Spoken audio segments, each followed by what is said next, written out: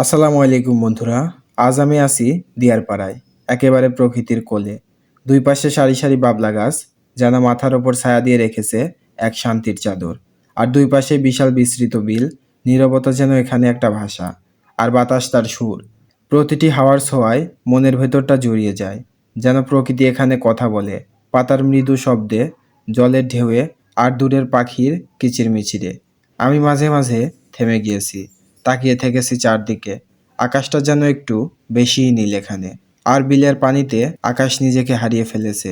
এই বাবলা গাছের নিচে দাঁড়িয়ে মনে হলো, শহরের ব্যস্ততা থেকে পালিয়ে যদি কোথাও শান্তি পাওয়া যায়, তাহলে সেটা ঠিক এখানেই। প্রকৃতির এই রূপ, এই নীরবতা, এই বিশুদ্ধতা, সবকিছু মিলিয়ে এক অপূর্ব অনুভব।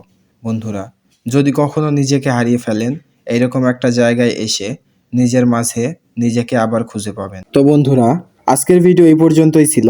তো ভিডিওটি কেমন লাগছে অবশ্যই কমেন্ট করে জানাবেন। দেখা হবে আগামীর এক নতুন ভিডিওতে, নতুন কোনো গল্পে। ততক্ষণ ভালো থাকবেন। আল্লাহ হাফেজ।